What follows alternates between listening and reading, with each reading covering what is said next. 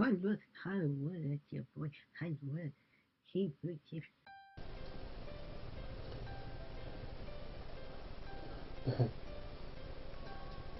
What's up, guys?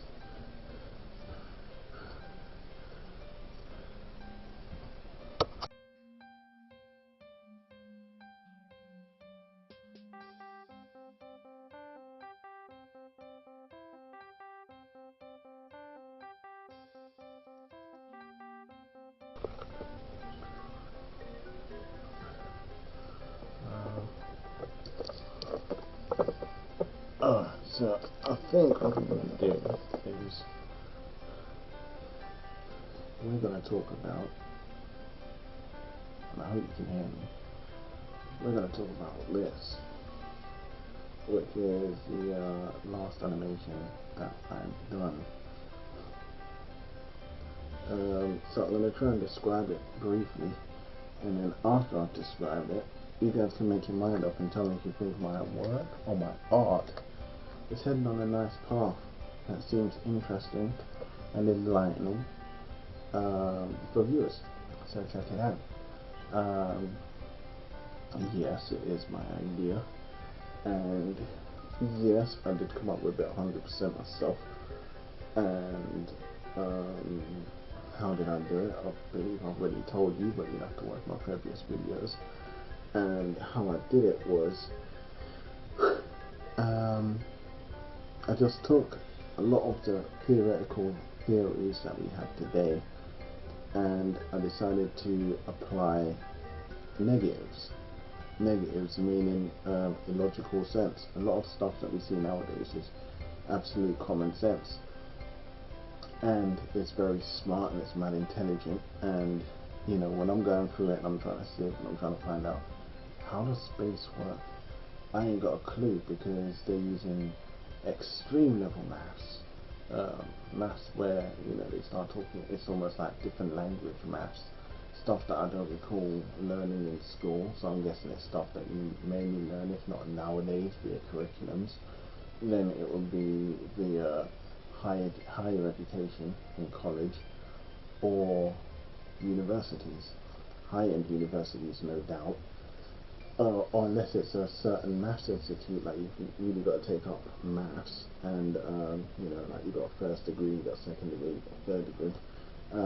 You know, the higher degrees you go, the more complex it gets, and the more complex it gets, the more vague it gets for your normal average person to comprehend. So what I decided to do was take all that comprehension, the hard stuff, and bring it down to a level to where we could understand. And this way, we can have fun with it just as much as anyone else. So let's check it out. So this is what I came up with. Let's just make a description before we start. Just give me a moment, please. So if I just yank this up here, and if I just yeah, do not want to create a new folder, a new cell, and that's long.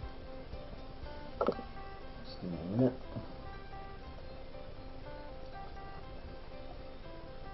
It's a huge little folder I have here. So what I'm going to do is I'm going to come here and click here. Yank this up for all of us to see. In the wrong place. Real specific.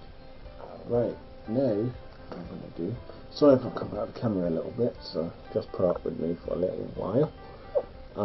This here is our sun, and this little thing here is the earth. Now, in my work, my novels, my characters are able to leave Earth and come back to Earth how and whenever they choose to. Any given choice, they can just say, you know, I'm gonna up and leave Earth and I'm gonna go to Mars, or they can say, I'm gonna up and leave Earth, I'm gonna go up Moon, or to Pluto, or they're gonna go scaling out to Sagittarius system, and they're gonna go scoping and trying to land on these worlds. and live, or try and, refuge, and what if path seekers send path seekers to go find a home for us earthlings in the future, that we may cultivate another world or planet and live happily ever after, which would be awesome. But before we do that, we got to solve the complex stuff, and that's what we will look forward for too, and that's why we look up to our scientist brethren and hope that they find the key and the answer that will help get us out there one day, right? Which is what I'm hoping, because I was about to say God forbid, but hopefully that day comes along where I or any one of us are able to get wealthy or wealthier, which means we've reached that goal, and everything that we as humans work for in our little short lifespans, we've actually been able to achieve something so that we can actually do things with our loved ones that we couldn't do before. And that's the goal, right? Especially living in a sort of situation that's very different to what we are used to on an everyday basis. So in order for us to get an understanding of what I'm trying to, or what I'm going to get across here, is tackling the first step, which is usually sometimes the biggest hurdle, but not always. But this is just something I thought up from my own work, taking a step away from reality, but within that I figured, wow, this could actually be kind of crazy. But I doubt it, because so what happens is we got the sun as we know it. We've learned it in school, and it shines as it does, and we've got that little spectrum over here, which is the earth, which is where we all live. Now what's going to happen is the sun is always beaming, the sun is always beaming a constant beam of light that comes flying over to Earth. And this light gives us energy, it gives us sustenance, it gives us everything that we need. Not just us, but our partners, plants, animals, creatures, soil, etc. Probably even the Earth's atmosphere and everything the Earth, absorbs from the sunlight is needed, and warmth. So we're gathering all this information from the sun, and it actually helps us to move on to tomorrow. But within that process, what I've decided to come up with, which I've taken obviously from the theories of reality, is what if, so this is also something that I'm going to have to work around, but I've already got the workaround for this bit, but this is one of the fun aspects that I was working on. What if the sun was a bit more harsh than we thought, aka the first thing we know is suns give off solar storms. So in this little beam of light here that it's shooting out, not only are we getting radiation and ultraviolet heat and photosynthesis and all the other elements that will gather from the sun in order to allow us to move on to tomorrow, including light. But what if it was actually shooting a whole load of heated gases that was probably even invisible to our eyes because the sun is so bright?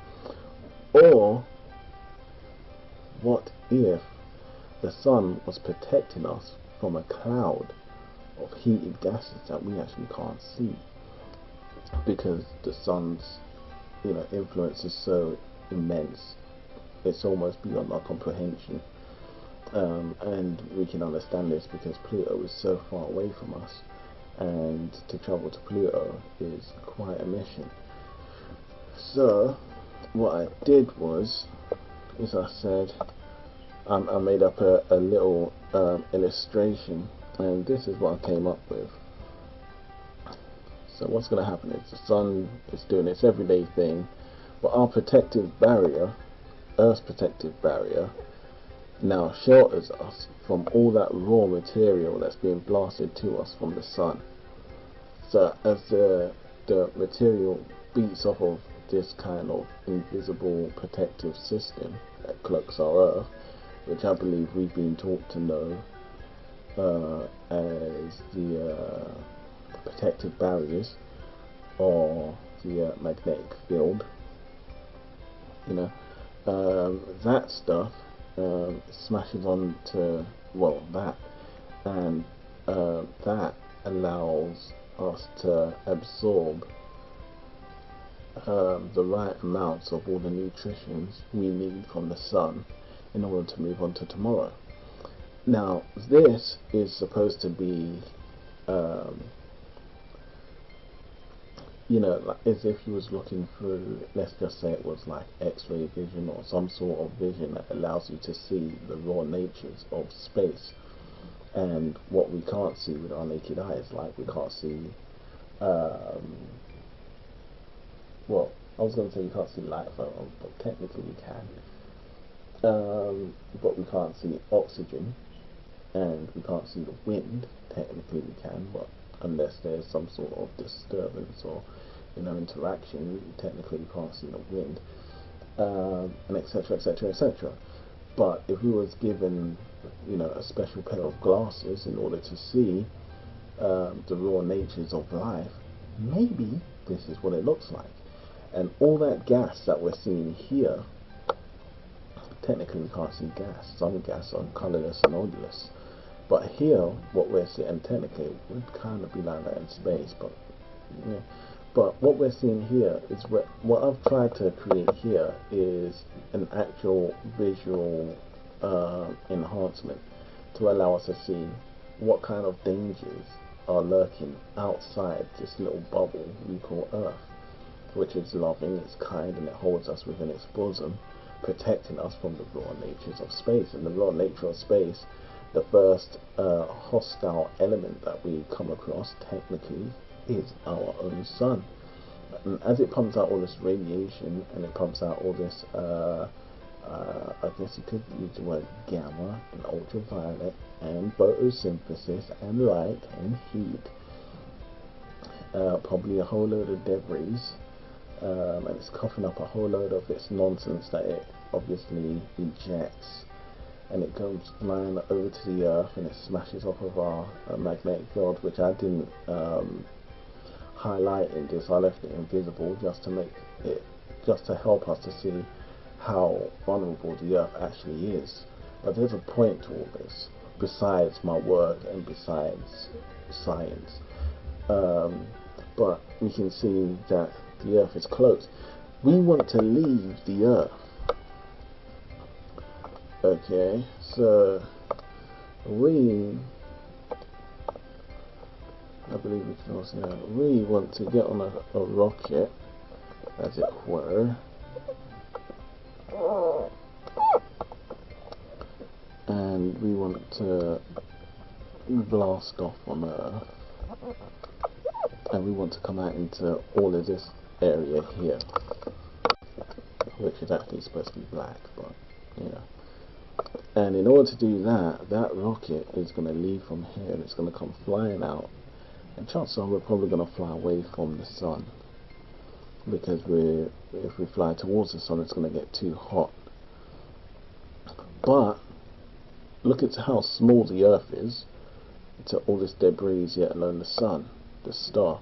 Not to mention, this is not to scale, but look how small that is. So when we leave the Earth, think about how small we're going to be. Now all this here is heated, violent gas, heated, remember, and in space it's not really going to cool down, at least not so quick. I wouldn't believe. Maybe it would, maybe it wouldn't.